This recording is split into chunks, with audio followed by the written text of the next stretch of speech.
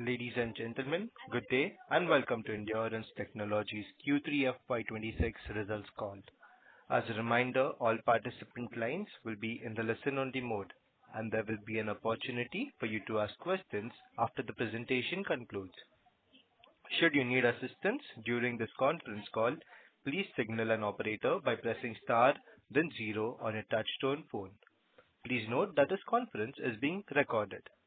I now hand the conference over to Mr. Nishid from Axis Capital Limited. Thank you, and over to you, sir. Thank you so much. Good morning, everyone. Welcome to Q3 FY26 post-results conference call of Endurance Technologies. We are pleased to host the entire management team of Senior Management of Endurance today. We have with us Mr. Anurang Jain, Managing Director, Mr. Massimo Venuti, Director and CEO, Endurance Overseas, Mr. Rajendra Abhange, Director and COO, Mr. Rajagopal Sastry, Group CFO, and Mr. Raj Mundra, Treasurer and Investor Relations. I'll now hand over the call to Anurang for his opening remarks, post which we can move to the Q&A. Over to you, Mr. Jain. Thanks a lot. So good morning, everyone. As we close quarter three of FY26, India's economic backdrop remains strong in a complex global environment.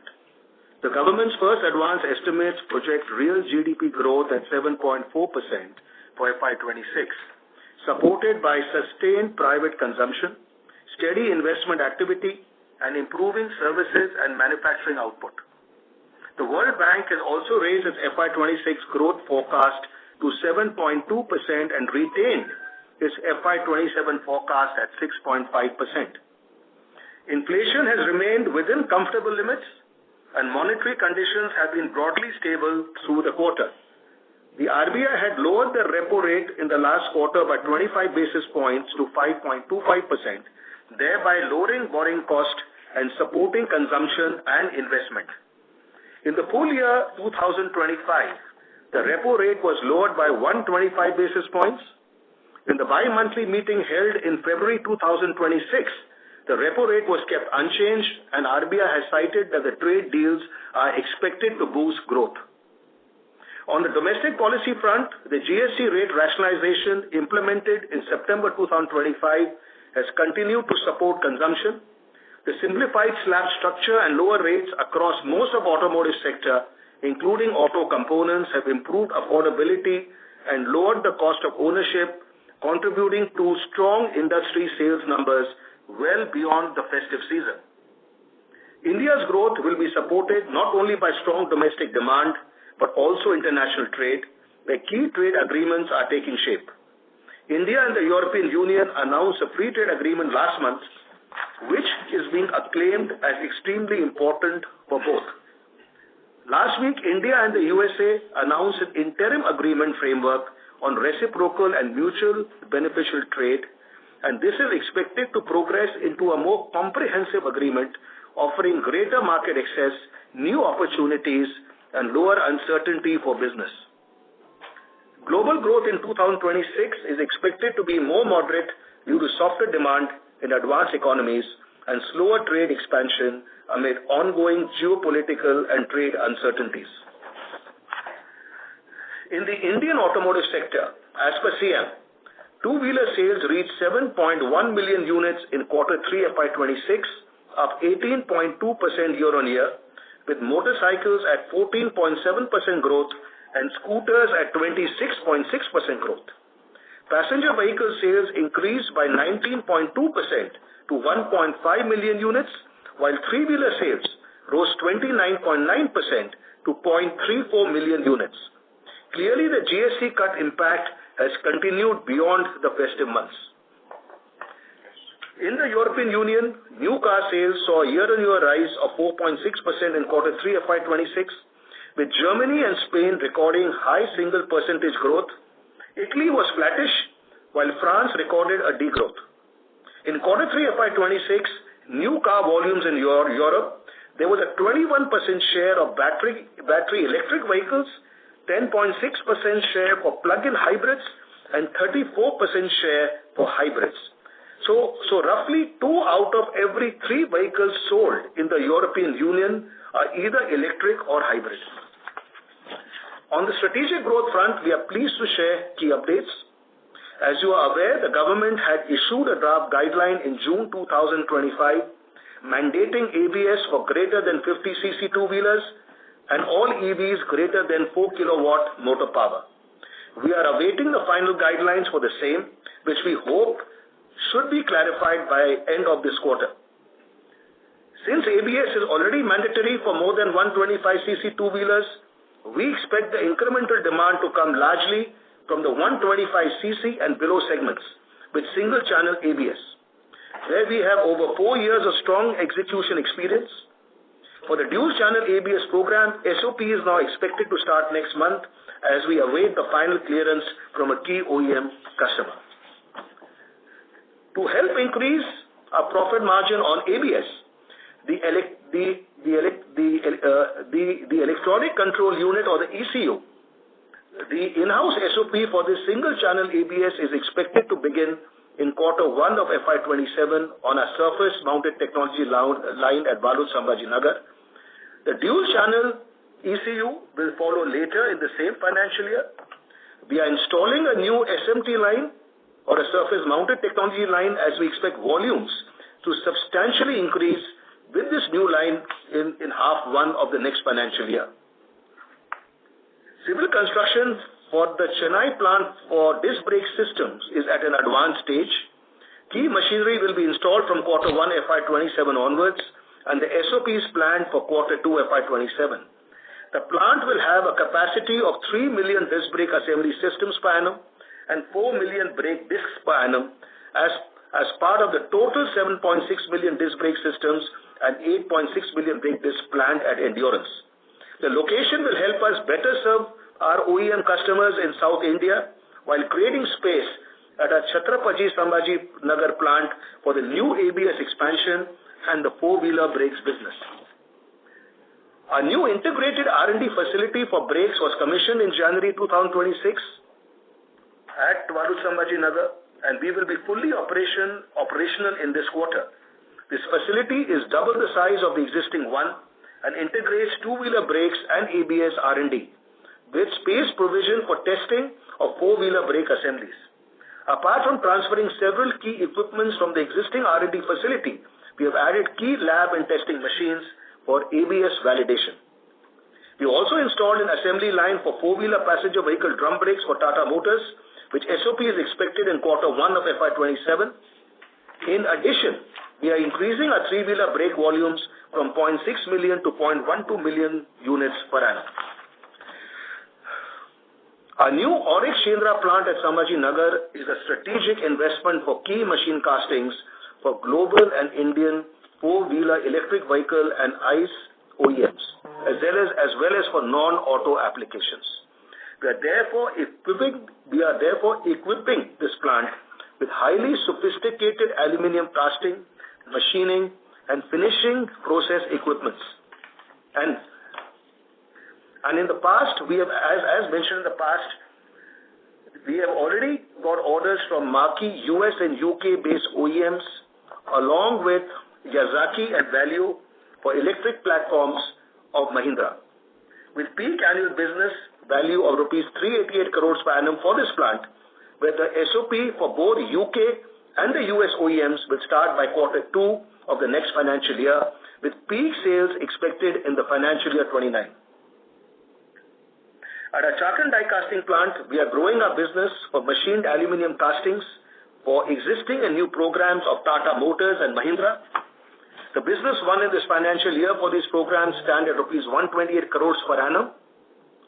We are proactively also ensuring better use of our four-wheeler casting and machining capacities across our Chakan and Shendra plants to balance these volumes, ensure flexibility, and improve the overall sales volume growth. At our two-wheeler alloy wheel plant in Auric, Bidkin, we have already booked 100% of capacity earlier to the SOP, which started in October 2025, starting for Bajaj Auto alloy wheels. Supplies to Royal Enfield will start in Q2 of FY27, and supplies to Suzuki and Ather are expected to begin by Q3 of FY27, reaching peak order wins sales in Q3 FY27. During quarter 3, our battery pack manufacturing plant near Pune made significant progress with successful completion of assembly line factory acceptance test and installation of key imported equipments.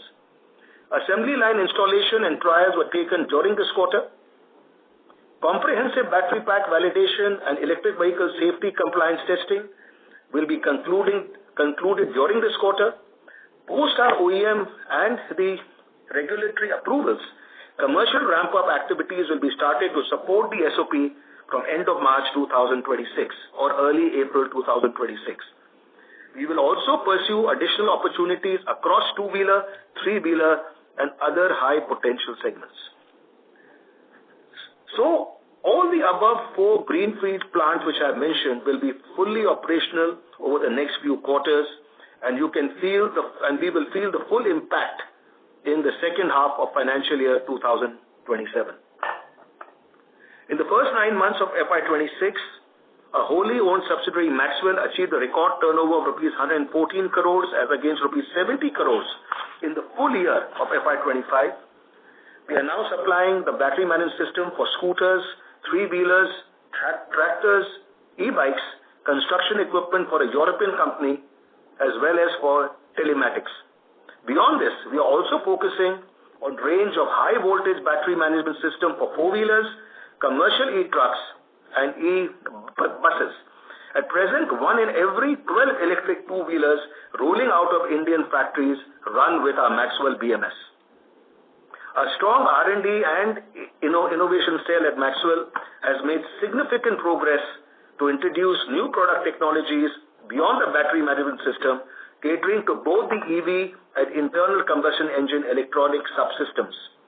We already supply the motor control units, and we have also won our first order for a DC-DC converter. In the first 9 months of FY26, at Maxwell, we have won rupees 45 crores of new business, which has taken the total cumulative orders won to rupees 232 crores per annum, which will peak in quarter 4 of the next financial year. The FY26 orders won for BMS are for two-wheelers, for e-rickshaws, for e-bikes, and for electrical buggies. And our major OEMs are Yatri Electric, Cargos, Ultraviolet, and Motion Automotive. Further, we have a strong pipeline of requests for quotes of rupees 197 crores. We maintain a leadership position in inverted front forks, with steady growth driven by wider OEM adoption. This year, we commenced supplies of inverted front forks along with the monoshocks to TVS, where the front fork has been upgraded with adjustable features and with both side cartridge systems. The SOP for Hero MotoCorp started in January 2026, while validation is ongoing for a leading Chinese OEM, with SOP expected in quarter 3 of FY27. This takes the total number of our OEM customers using our inverted front forks to 6. Schedules from our overseas customer KTM have increased. Our total sales of inverted front forks are expected to reach more than 650,000 units in this financial year, and we expect to substantially increase in further years these orders, starting from next financial year. Over the past few years, we are seeing customer preference shifting towards higher CC premium vehicles, helping in faster adoption of our premium offerings like inverted front forks, APTC or assisted slip clutches, and our hydraulic brake systems. In the period FY19 to FY25, the share of the 7500cc vehicles dropped by 19%, while the 110 to 125cc two-wheeler category recorded a growth of 14.5%. This club with OEMs offering premium features in lower CC segment has opened huge opportunities for our high-end products. Our aluminium forging business, which started as a backward integration for supplying aluminium forged axle clamps for our inverted front forks, is growing consistently. We are adding one more aluminium forging press to meet the increasing captive and third-party demands. This new press, along with our 4 existing presses, will be housed in a new plant at Walud Sambhaji Nagar. This new plant will come up in quarter 2 of FY27. As mentioned in the previous call, we have won aggregate orders of rupees 44 crores for our aluminium forging business from a German OEM, Jaguar Land Rover and Royal Enfield. These OEM orders, coupled with our captive requirements, is expected to yield an annual business of around rupees 44 crores. As discussed in the last call, we have won solar damper business from a Spanish client. Till quarter 3, we have already exported solar dampers worth rupees 24 crores from our Panagar plant to our clients, for our Spanish client with requirements in USA and Saudi Arabia, and the value is expected to double by the end of this financial year. As mentioned in previous calls, we are building a new infrastructure at our Sanand plant in Gujarat to cater to the large volume of orders. The building work is nearly complete and we expect to start SOP of solar dampers by April 2026. Apart from this business from a Spanish client, we also won business from a US-based client where execution will begin in the middle of the next financial year. The total business won till date for solar dampers and actuators across both the two clients stands at rupees 250 crores. In quarter 2, we started supplies for our assist and slip clutches to Royal Enfield and Kawasaki, introducing our subsidiary Adler's technology to the Indian market. The SOP for Bajaj Auto is expected in quarter 2 of FY27. I just spoke to you regarding the vehicle premiumization, which should lead to increased orders for our assist and slip clutches. The assembly line installation and vehicle level validation for our four-wheeler drive shafts has been completed. The customer PPAP is planned towards the end of this month with SOP expected by March 2026, which is next month. Under the Maharashtra Package Scheme of Incentives 2019 scheme, we have an eligibility certificate of rupees 600 crores for a capital expenditure incurred till August 2024 at our Baluj Sambhaji Nagar units. In January 2026, we got an addendum to this existing certificate, and with this, our package scheme of incentives have increased from rupees 606 crores to rupees 858 crores for investments up to 31st March 2025.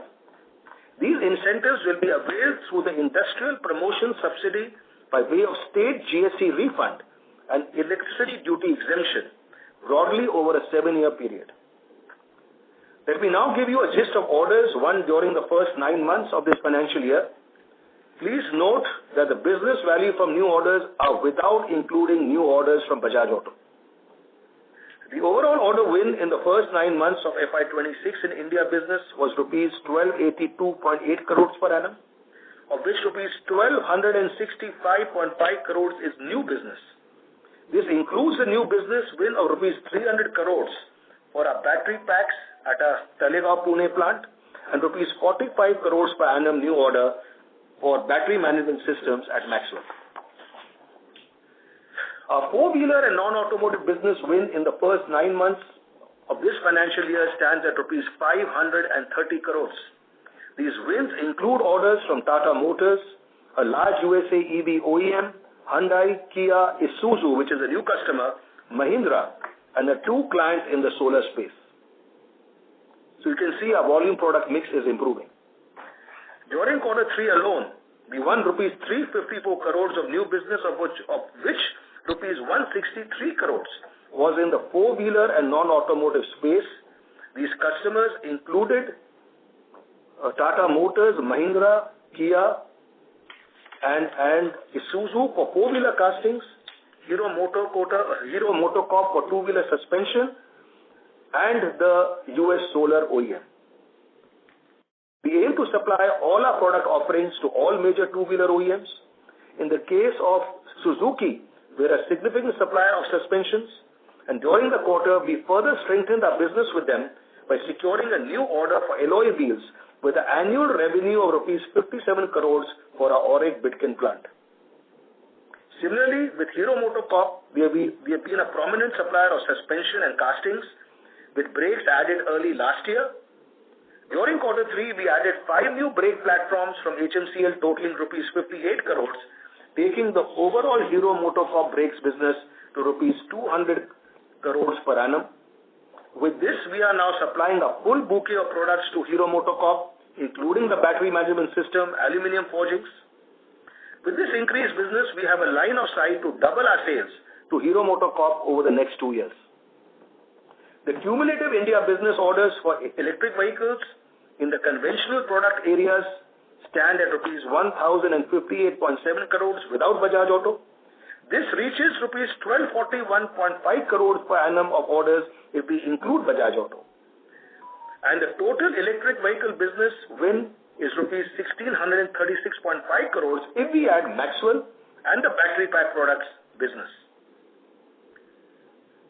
Our sales for electric vehicle 2, 3 and 4-wheelers in the first 9 months of FY26 grew 65.6% to rupees 287 crores as compared to rupees 174 crores till quarter 3 of FY25.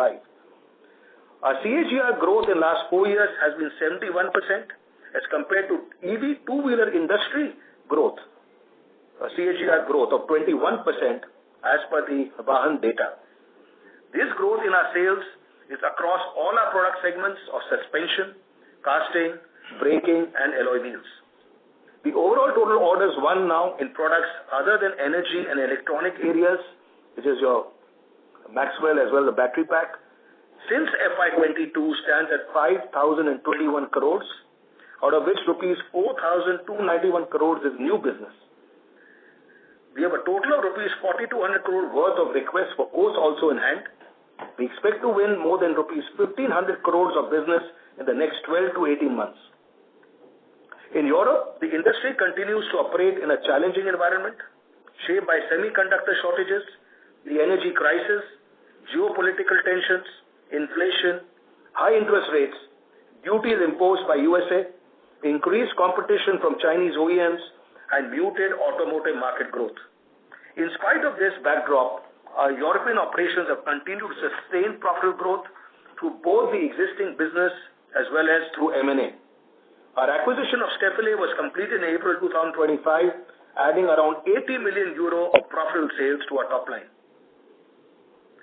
In our Europe business, we have booked orders worth 15 million euro during the first 9 months of FY26. This includes large machine casting orders from Volkswagen and Porsche and certain plastic injection molding parts for EVs.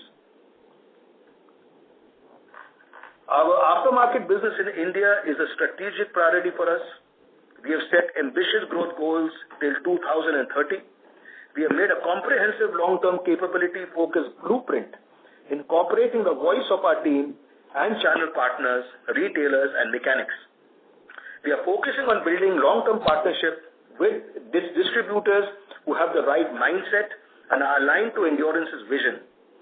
In addition, we are driving secondary demand generation with retailers as well as mechanics for the domestic business. We have launched a mechanic loyalty program, conducting trainings with certifications on BS4 to BS6, electric vehicles and product fitment, organizing health camps, and also providing scholarships to children of our top mechanics. We are the first in the industry to deploy AI or artificial intelligence enabled tech platform to drive the secondary order booking. We have understood the voice of our stakeholders in each country we are present in and have created a unique value proposition for them. Our customized offerings provide us a competitive edge in each geography. We're also driving a holistic program to build capability of our sales team and to empower them with the right tools and skills to bring strong business leaders. Coming to our financial performance, the information has been uploaded at the stock exchanges last evening, along with our presentation explaining the numbers. I will, however, highlight some key numbers. During quarter 2 FY26, the company recorded a standalone total income of rupees 2,678.3 crores, a year-on-year growth of 22.2% from rupees 2,191.6 crores in the previous year. The EBITDA grew 18% from rupees 287.3 crores to rupees 339.1 crores with a margin at 12.7%. The PAT grew 8.8% from rupees 156.9 crores to rupees 170.7 crores. During quarter 3 of FY26, we booked an exceptional cost of rupees 20.6 crores towards assessed impact of the new labor codes, and this impacted our PAT by rupees 15 crores. The EBITDA margin drop of 0.4% on total income is largely contributed by raw material cost increases led by aluminum alloy, which forms 55% of our total raw material purchases. In quarter 3 FY26, our consolidated total income grew 26.5% over quarter 3 of last year, from rupees 2,881.1 crores to rupees 3,645.6 crores. The EBITDA grew 30.4% from rupees 394.5 crores to rupees 514.5 crores. Our margin was at 14.1%. The consolidated PAT, after the impact of the new labor codes on the Indian operations, grew 20.2% from rupees 184.4 crores to rupees 221.6 crores at 6.1% PAT margin. In India, we are extremely focused on improving our profit margin percentage by focusing on manufacturing in-house versus outsourcing to our vendor partners where we cost to be higher with our vendor partners. Price increases to OEMs where costs have increased mainly due to power and manpower costs. And thirdly, taking largely new business with better profit margins, thereby improving the product mix. We are highly focused on this now. As a company diversifies and scales, our people agenda remains integral to execution. We continue to strengthen workforce planning and talent depth, particularly at the mid-management level, and as senior leadership team reviews the key capability and performance priorities through structured forums. Digitization and artificial intelligence tools in HR processes are improving our efficiency and ease of business. We are also investing in future-ready skills through programs such as LEGS, which is a customized learn and earn platform to upskill our blue-collar workforce and create a structured growth pathway, along with multiple leadership and talent platforms across levels. Inclusion remains an important focus area with tangible progress in gender representation and engagement with diverse talent. On the sustainability front, we made significant progress this year towards our ambitious goals for FY30. We achieved a 49.6% carbon neutral percentage. We lowered specific electric and thermal energy as well as specific water consumption. Water and hazardous waste recycling both stand at 98% each, while 14 of our sites have been certified as zero waste to landfill. Our renewable power share has increased from 25% in FY25 to 28% now. We've also contributed around 400,000 KL or kiloliters of water through water augmentation projects. Our ESG ratings have also seen improvement. CRISIL has revised our ESG score to 59 for FY25, which is up from 56 in FY24, while another agency, SES, has increased our rating to 74, which is up from 68 in the previous year. Our K120 Valusamaji suspension plant has been awarded the prestigious CII Green Co Gold rating this year. At Endurance, we approach our CSR with the objective of strengthening communities and improving individual life outcomes. Our focus is in bringing down disparities in education, livelihoods, and health while enabling access, dignity, and opportunity. The aim is to create sustainable improvements that continue to benefit communities over time rather than short term. Our CSR initiatives continued across education, livelihoods, environment, and healthcare. We launched a new course in the hospitality trade at ECOV, which is a vocational training center in Chhatrapati Sambhaji Nagar, to improve employment opportunities for youth. We initiated a dense forest project over 10 acres in the Kadana village at Sambhaji Nagar. We supported farmers with high quality seeds and working post beds to strengthen rural education infrastructure. We are refurbishing schools with toilets, libraries, and RO plants. In sanitation and water management, 75 household toilets and 119 soak pits were constructed across 3 villages. Through the WOW Bus program, 108 students were trained in basic computer skills. Our mobile veterinary van treated 1,173 cattle, and our mobile medical program treated 1,350 patients, including specialized eye and gynecology camps. I'm happy to inform you that we have won the Quality Excellence Award from Tata Motors at the Annual Supply Conference in September 2025. I'm also happy to inform you that in October this year, our Endurance Overseas plant supplying to Stellantis Group was recognized as a top supplier in the Global Supply Awards 2025. In January 2026, our A120 suspension plant at Sambhaji Nagar won the Platinum Certificate of Merit at the Frost & Sullivan India Manufacturing Excellence Awards 2025, and our driveline plant also at Sambhaji Nagar won the Gold Certificate of Merit at the same platform. Now, with these opening remarks, I would now like to invite questions from all of you. Thank you. Thank you very much. We will now begin the question and answer session. Anyone who wishes to ask a question may press star and 1 on the touchtone telephone. If you wish to remove yourself from the question queue, you may press star and 2. Participants are requested to use handsets while asking a question. Ladies and gentlemen, we will wait for a moment while the question queue assembles.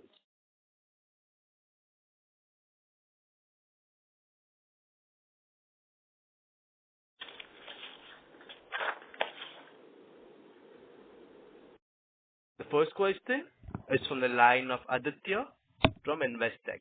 Please go ahead. Yeah, thanks for the opportunity and congrats on good set of numbers, especially delivery on margins. First question is on ABS. So, did I hear it correctly that you mentioned that you expect to have some clarity by end of this quarter? Yes. That is okay. Okay. Second, just, a little bit if you can explain that if ABS comes through clearly, the path is very clear. However, if there is a situation where we move to, electronic CBS, what is, the opportunity for Endurance in that situation? Yes. So here what is happening is that if ABS comes, like I mentioned, it will be for 120 cc and below up to 50 cc vehicles. I believe there is a testing ongoing at ARIA, which I get from sources. I'm not 100% sure. But I'm definitely told by a customer that we hope to get some clarity on the final guideline by end of March. So let's hope that happens. Now, in case they go for a CBS, which is not electronic, it is a mechanical CBS. What happens is all the vehicles who are on drum brakes will graduate to our hydraulic braking system, which consists of a master cylinder, caliper, and a brake disc. Now, if this happens also, it's a huge increase in business because the value of a brake assembly of these 3 parts is even in value is even higher than an ABS price. So we gain both ways, but of course, if the ABS does come in, the gain is much higher because the value goes higher. Okay. That's good to know. Second question is that, if you can, break up the growth, in Europe between Stefal and Endurance. You talked about 80 million on an annualized basis, but in this quarter, what has been the growth of our, European operation excluding Stefal? Yes, so I will request Mr. Massimo Benuti, Director and CEO for Europe, to answer this. Okay, so Endurance Overseas in Europe closed the quarter with 93 million euro turnover compared 76.8 of the previous financial year with an increase of 21%, of which Stefal was 20 million euro. EBITDA 16.8 million euro, it means 18%, compared 12.4 of the previous financial year, 16.2%. With an increase of 4.3 million, it means 34.9% compared to the previous year. In terms of net result, we closed with 4.9 million euro. It means 5.3%, compared 3.8 million euro of the previous financial year, 5%, with an increase in terms of net profit of 1.1 million euro, 28.5%. If I don't consider Stefal, we have had a reduction of turnover of 2%, but due to a reduction of tooling. Because if I compare the production compared to the previous financial year, also without Stefal, the European operation grew 5.1% compared to the previous year, with more or less all the customers, Stellantis, Mercedes, and Volkswagen Group. So that's helpful, Massimo. So, because excluding Stefal, the growth would be about 6 to 7%, and Stefal declined 2% because of tooling, right? Yeah. Yes, this is okay. We grew 5.1% Sure. if I consider the quarter, and if you want, I can give you also an idea about the 9 months. In terms of year to date, the company grew 27.2%. If I consider only part, 33.6%, and without Stefal, 5.1%. Sure. Sure. Yeah, the next question is on Capex. So last, couple of years, we have seen that there has been a modest increase in Capex from about 800 crores to about 1,000 crore. So, this year, if you can give a sense that what is the Capex that we will end up considering, 4 to 5 big plants are coming on stream, and directionally, how should we think about Capex for the next couple of years?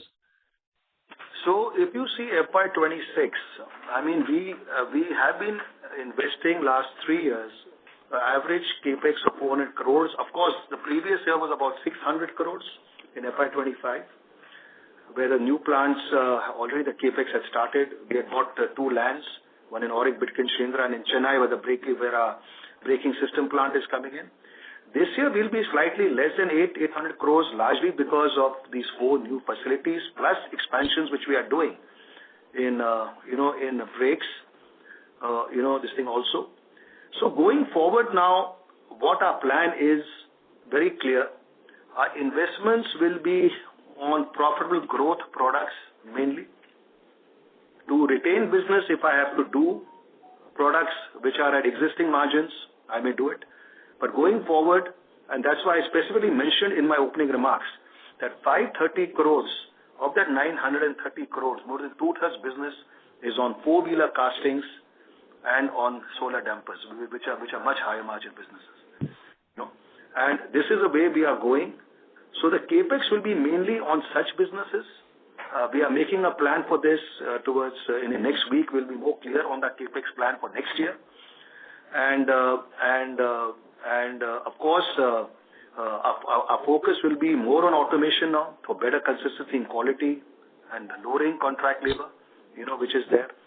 We will also be so on Capex, I would say it'll be more on automation, on environment, health and safety, or some statutory compliances, on improvement of some quality, or it will be on profitable growth, expansions or new plants. Yeah. So just, to, repeat my question. Now, the Capex, when you look at it, India and Europe separately, is it fair to assume that the Capex in India would be the tune of about 800 crore and roughly about, say, 700 crore in Europe for 26 because of Stefal acquisition, and total about 1,500 crore for 26? And as we progress into 27, if the can you confirm that the Capex intensity of about 800 crore, would continue in India for the next couple of years, or it would increase? No, according to me, we are going to sweat our assets. We are going to make sure, because see, if you see the impact on ROC, because in India, the customers don't give you any take or pay contracts. There are high risk on volumes and high risk on uncertainties. So though we are going to in-house some of the high-cost outsourced components, but definitely there are certain components where we may use a balance about outsourcing and doing it in-house and controlling Capex.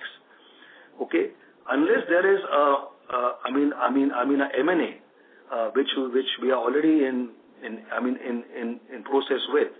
But according to me, in India, the capex will be controlled much below this figure of 800 crores. Okay, and this is our focus. And I cannot speak from FY28 onwards. I can say FY27 is what we are seeing right now in India. As far as Europe is concerned, I think let Massimo give you the answer. Okay, speaking about Europe, for sure, we spent 38 million euro to buy 60% share of Stefal. And for the ongoing business and new investment, we spend more or less 36 million euro. The expectation for next financial year is to stabilize the total investment with more or less 25-30 million euro. This is the expectation for this financial year. But I want to underline that despite the acquisition of Stefal in the 1st of April 2025, we continue to be cash free. And so it means that we closed the previous financial year with more or less 20 million euro, and at the end of December, we reached 30 million euro, despite the acquisition of Stefal and also the normal investment. And so it means that the cash profit is growing 3-4% compared to a previous financial year, reached 70% in this financial year. Okay, that's quite helpful. So that's it from my side. All the best. I'll join back in queue. Thank you. Thank you so much. Thank you. The next question is from the line of Muksh Mandlesha from Anand Rathi Institutional Equities. Please go ahead. Yeah, thank you, sir, for the opportunity and congrats on the good results. So firstly, just want to clarify on the previous participant question on the ABS part. So you mentioned if in case the ABS doesn't come, what could be the alternate option, sir? So what happens is that electronic ABS has to have a hydraulic brake system. I have not seen it working with a mechanical brake system or a drum brake system. So the opportunity which is there for us that even if a combined braking system comes, instead of a drum brake system, they will need to use a master cylinder caliper and a disc brake system rather than a drum brake system. And this is what is our major brakes business apart from ABS. So this definitely will be an opportunity for us to expand further, which will be in the bracket of 125cc vehicles and below. Got it. Any sort of abroad, what kind of content would be that for this, sir? Hydraulic brakes? Content value, sir? See, I can only say it will be higher than ABS because I cannot give you numbers, but let me tell you that is higher than ABS. Got it, sir. Thank you for this. So on the four-wheeler suspension, just want to understand any update how things are working with the Korean OEMs and Korean partners, sir? Yeah. Sorry, no, I didn't hear that question. Sorry, repeat. Yeah, please. on the four-wheeler suspension area, just want to know what are the updates there, sir? How are you seeing the traction with the Korean OEMs, considering the relationship with the Korean partners, sir? Yeah, I will request Mr. Rajendra Bangia, Director and CEO for India, to reply to this. Yes. So thank you for the question. As you know, it's been a while that we have joined hands with this Korean party to supply us the technology to cater to our customers in India. And from that time, we have moved on to work on 3 proof of concept projects with different customers in India. So one project has almost come to a situation where customer will have to give us his opinion on the superiority of the technology that we are offering. This should happen in this quarter. The job is already done, and there are 2 projects in the pipeline which are still going on, of which one we are doing by our own, and the second one we are going to do with this Korean party. So the things are advancing well. It's a high technology product line.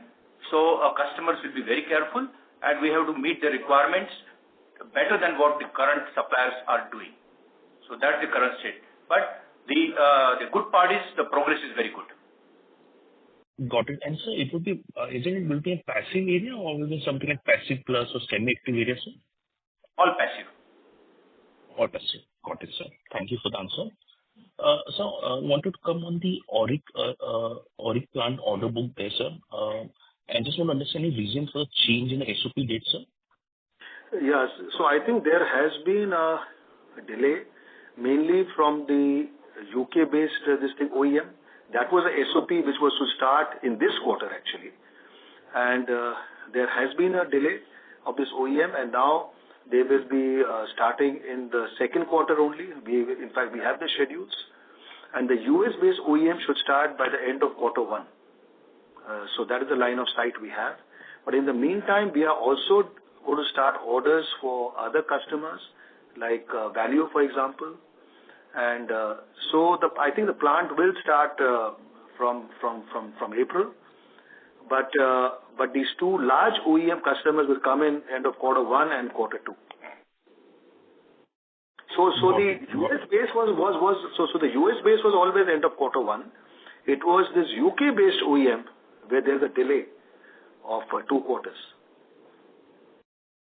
Understood. And the order book remains similar in terms of what earlier mentioned, around 230 crore, right, sir? So you're talking about total business one? Yeah, total business one order book, sir. So it is 388 crores per annum. 388. Okay. With the peak value I said was FY29. But as we speak, we are also getting new business from this quarter onwards also.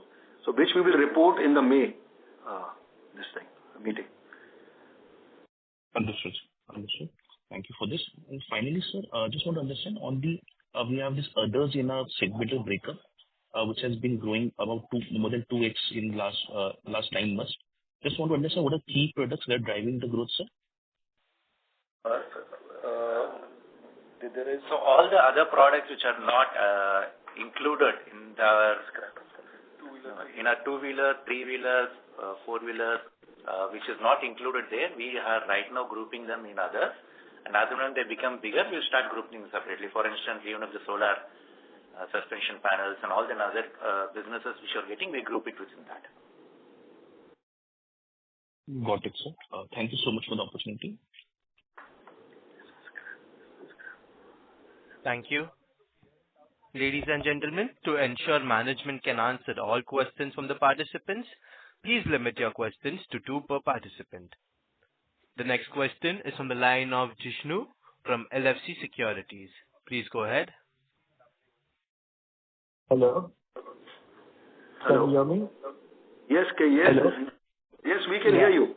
So I wanted to ask a specific question related to the Europe-India deal. So what is the specific advantage that we'll be getting that was not in our sight just before the deal was signed? And now since the deal has been signed, what are the new advantages that specifically Endurance would be getting, since it has a huge exposure to the Europe business, and specifically it would have in terms of Indian auto and companies, we have the largest exposure.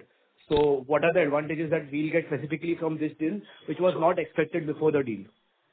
So I think what I would like to say is we are at a stage where we are still, trying to gather more information.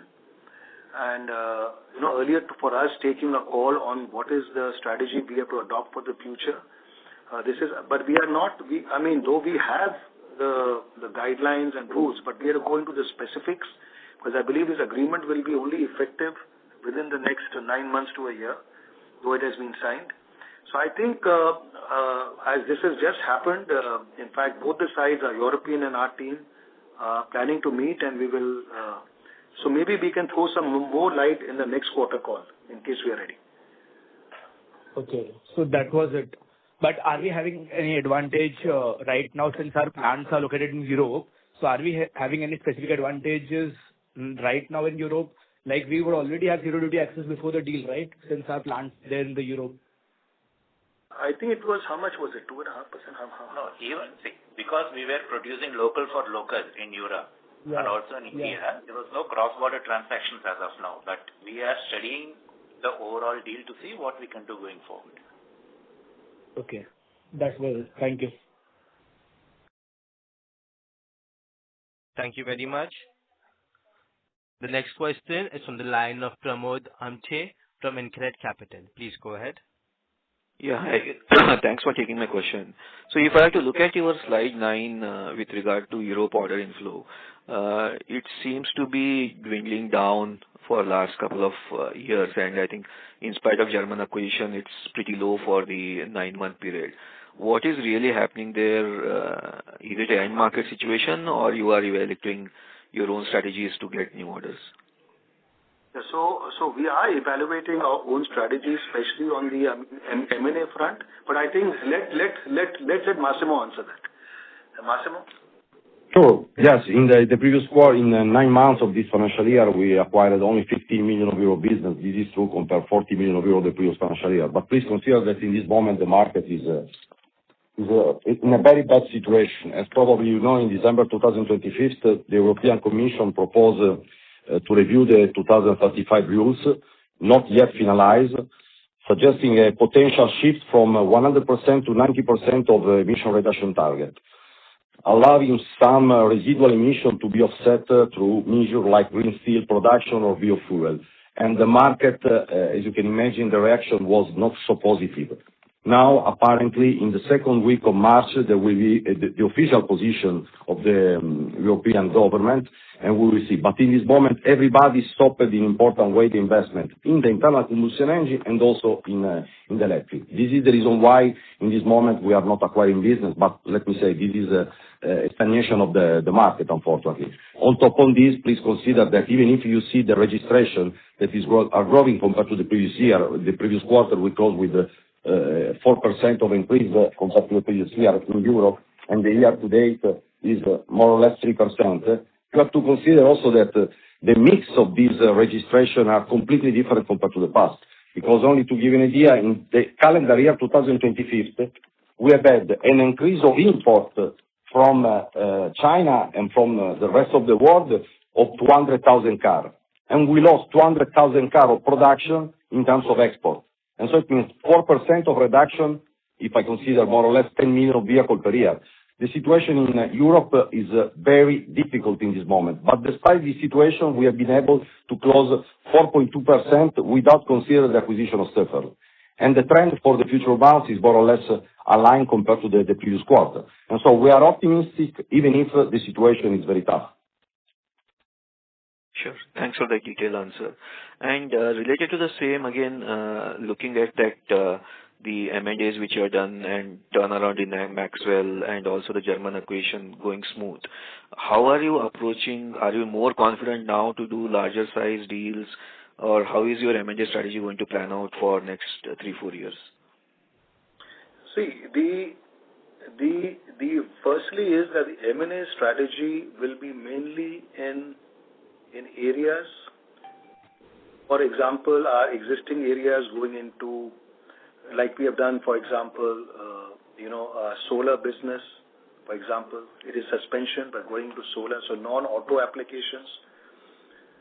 It could be castings in other than automotive. So basically, our strategy will be in those segments where the margins are much higher, and also which has a good target market.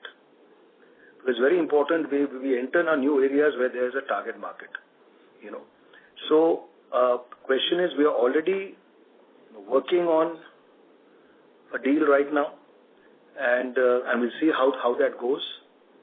And so we are always looking for these M&A opportunities, but of course, we will be aggressively going ahead with it, but we'll only do it if it makes sense to our business. But I just gave you these examples that definitely high on our minds is not only automotive, but also non-automotive applications, which could be partly in our products like suspension or casting, or it could be something else, Sure. Thanks and all the best. Thanks. Thank you. The next question is from the line of Rajit Agarwal from Nilgiri Investment Managers. Please go ahead. Good morning, sir. Just a quick clarification on the Capex plans. There are two new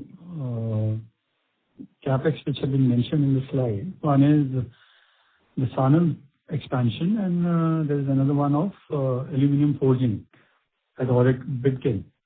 Yes. So and both they are going to be commissioned in Q1 and Q2. So what is the total CapEx on these two expansions? He's asking the CapEx for the aluminum forging. For solar dampers and actuators. And solar dampers, I don't have the figures offhand. Around 25 crores or in that range, because these are existing about 25 crores each, but though I don't know the figure, but treasury head. Chief 45. Okay, to be honest, it's not correct to give you any wrong figures. We don't have the figures right now. And we don't want to give you a figure that is lower or higher. But these are not very high capex. These will be both below 50 crores each. Okay. Right. All right. Both will be below 50 crores. Understood. And just following up from a previous participant's question on the order wins in Europe, and congratulations for being able to sustain the growth despite the environment being so hard. But going forward, let's say 1 year or 2 years, if there is no inorganic expansion, do you see the growth rate coming down, or do you see a chance of a degrowth in Europe business? See, we don't like to think on those lines. No, we only think of profitable growth. So we have to see the downside, but there have been many downsides since 2008 also, as you know, the global financial crisis. We have faced it, we have grown. So we will find our solutions. Because we believe in endurance to find solutions, being positive and going this thing ahead. Because if you think in those lines, then you won't ever grow. You know what I'm saying? So our thinking is because we have faced some very tough times since 2008.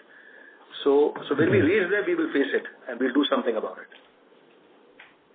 Right, sir. Appreciate that. Thank you. Thank you. Thank you. The next question is on the line of Mihir from Equirus. Please go ahead. Thank you for taking my question. So, sir, just one thing on the previous participant's question on order book of Europe. So, you don't mention the Stefal business wins prior to FY26. So, what would be that quantum? Would it be something which would be good in terms of numbers, or that is something which is negligible?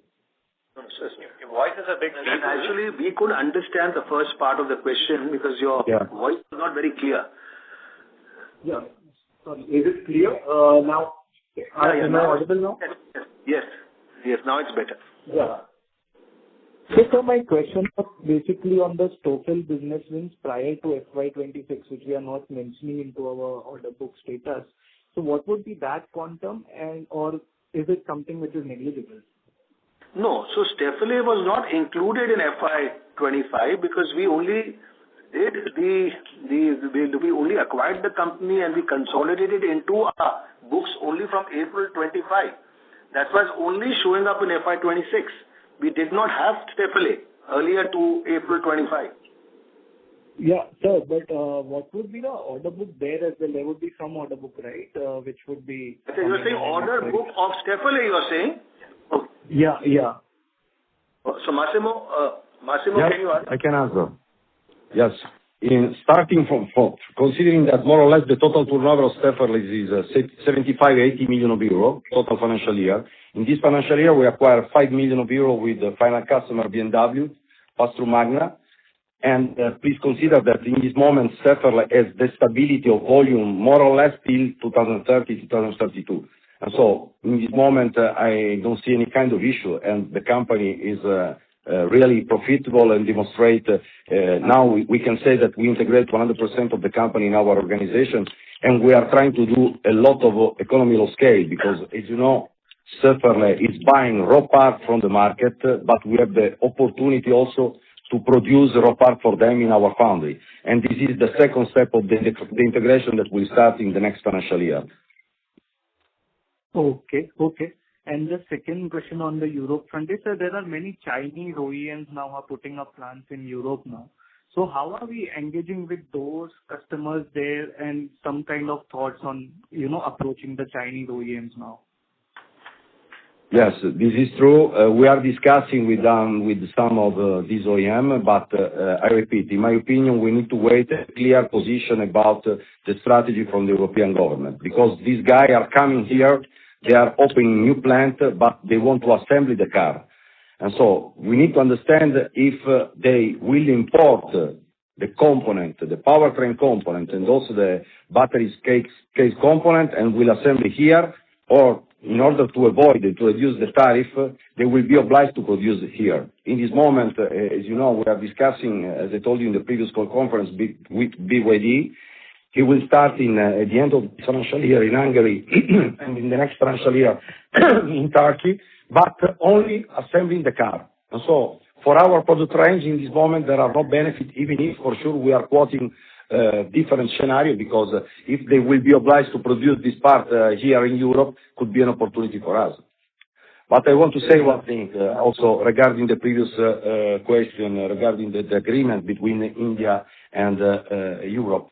This could be, from my point of view, a big opportunity for us, for Endurance Group, because as you can imagine, in this moment we are receiving a lot of attack from the Chinese supplier, because they are coming in Europe also in the supply chain, and the possibility to buy and to move production capacity and to acquire new business with a level of competitiveness that our competitor have it here in Europe, using our production capacity in Europe, for me is a positive and is an opportunity in front of our customer. Our footprint, our industrial footprint in India is a big opportunity, not for sure for the continuous growth of four-wheeler in India, but also for Europe. I'm pretty sure about this. Right. Okay. Okay, sir. Thank you. I just wanted to clear one point to, everybody on the call. When I talked about ABS and the brake systems pricing, I had considered some other items, and I took mainly for bikes of higher CC. So I think the pricing would be quite similar, because there would be no stainless steel braid hoses and some other items which are there in the higher end bikes. So I would say the prices of the brake system would be similar in some cases, or even slightly lower. So I just want to clear my statement where I said earlier that they would be higher than ABS, the master cylinder caliper and the brake disc. So please make a note of that. It may be same or bit lower.